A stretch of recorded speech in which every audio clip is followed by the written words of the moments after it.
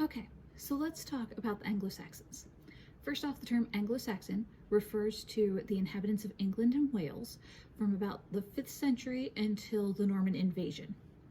Basically, they're comprised of three groups: the Angles, the Saxons, and the Jutes. Those guys then mixed with the Celts that were already living in England, and then they also mixed with the Vikings who were coming over and plundering the coast. So it kind of became a hodgepodge of different ethnicities. So also note, the Anglo-Saxons do not refer to people who lived in Scotland. Those guys were the Scots and the Picts.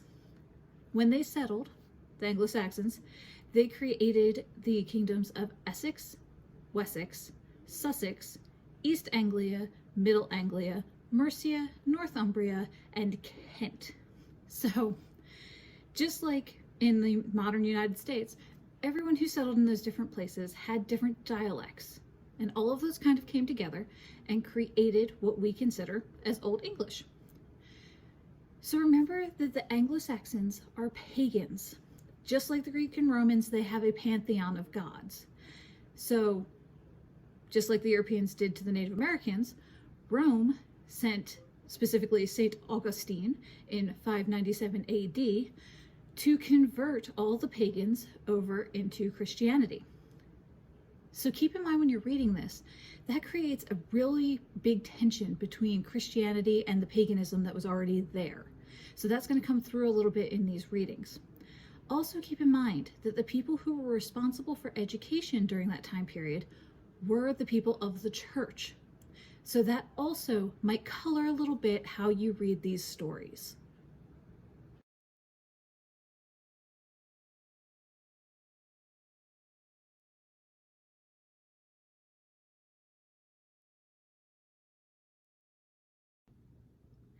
So he is Saint Bede the Venerable, and basically he's the reason we know as much as we do about the Anglo-Saxon time period.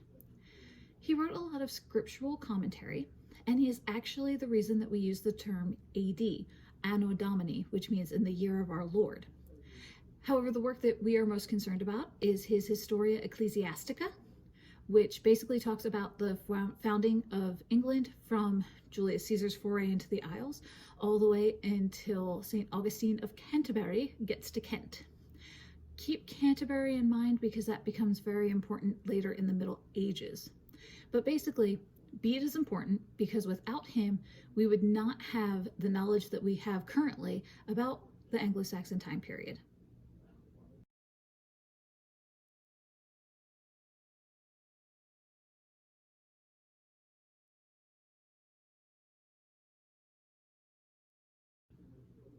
So the Dream of the Rood was originally attributed to Caedmon. However, now scholars think that that probably isn't correct, but that's kind of the thing with stuff from this time period. It's not like copyright laws existed, so no one's really 100% sure. But anyway, this poem was actually found in the Vercelli book, which was in northern Italy until 1822. Up until then, there had only been bits and pieces found in different monasteries. This is interesting because it's actually about a dream a guy had where he's talking to a tree. However, this tree is just not some random tree. It's actually the tree they used to crucify Christ. So pay particular attention to how the tree is describing this experience. And also, why do you think that the poet chose to use the perspective of the tree as opposed to the perspective of any of the humans that were around?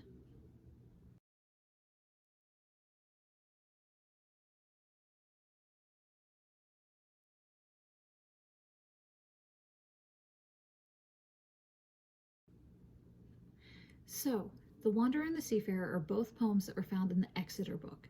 And the Exeter book is basically just a gigantic book of Old English poetry. It starts out with a bunch of religious poems and then goes to more secular ones, but mostly there's a religious undertone in all of it. So both of these poems actually discuss guys who are alone in the world. They're wandering for different reasons. So you'll have to read to figure out why each guy is wandering the world. You also have to remember that in this context of Anglo-Saxon society, being alone is a terrible thing. Clans were your life, they were your safety, they were your family. You would have mead halls where everybody gathered, the whole community was involved. It's not like now where most of us don't even know the names of our neighbors. So keep this in mind while you're reading, because it's going to feed into the tone of the poem. Think, why are these two men alone? How do you think they feel about that, given this need for community in the Anglo-Saxon society? And also, has that need for community ever actually changed?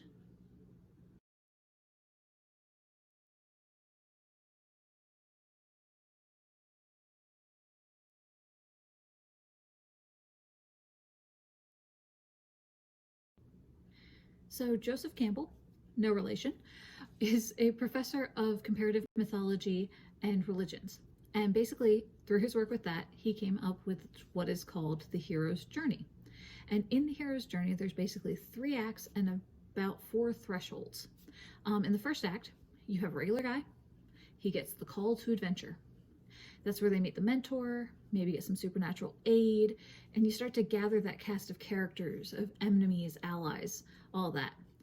And then they cross that threshold. After they cross that, it's ordeal and hardship and a terrible, not fun time.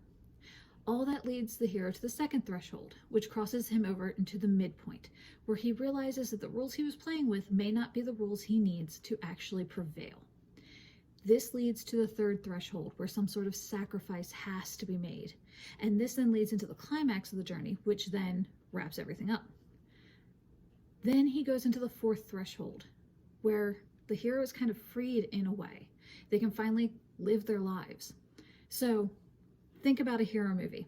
My first thought's always Spider-Man with this. And think about how we still today kind of follow that same formula throughout the creation of these superheroes.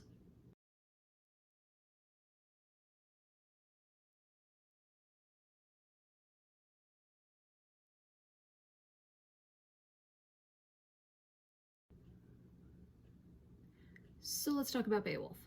And first of all, do not watch that horrible animated movie and try and pass that off as a Beowulf story, because it's not. Now, Beowulf, the real Beowulf, would have been told by a traveling bard. And basically, they would travel around, they would tell stories in exchange for a place to sleep, some food, and a warm fire to sleep next to. This means that the story is told orally. And if you're telling a story orally, you got to play to your audience. So the details have probably changed and morphed over time, depending on who it was they were looking to entertain. But Beowulf is still one of the first hero stories that we have from Britain. Before we even meet Beowulf in the story, he already has a reputation, and he's being sent from his home to go and save another kingdom. His whole point is to bring back glory and riches to his lord, and Beowulf has to defeat this monster that's totally destroying the mead hall, which we talked about, which is where the whole community gathers, and that's not a good thing, obviously. And by destroying, I do mean that he is killing anybody that he can who is inside. So Beowulf sets himself up to fight this monster, whose name is Grendel. Then he has to deal with Grendel's mom, who isn't all that pleased about how her son just got treated. Then finally, he ends up having to fight a dragon, which is just trying to protect its hoard of gold. As you read through, keep in mind that stuff about the hero's journey. How does Beowulf kind of fit into this cycle? Also, think about how clan and family were the most important things in society, and how Beowulf carries the weight of those expectations into each of these fights and throughout his entire journey. But don't forget, the story has been passed down from a society that was pagan, and then Christianity was coming in to change that. So keep in mind, Christianity often saw nature and the untamed wilderness as being in league with the devil or evil in some way. Watch those little things in this story, and how does that kind of mirror the tension that's going on between paganism and Christianity at the time.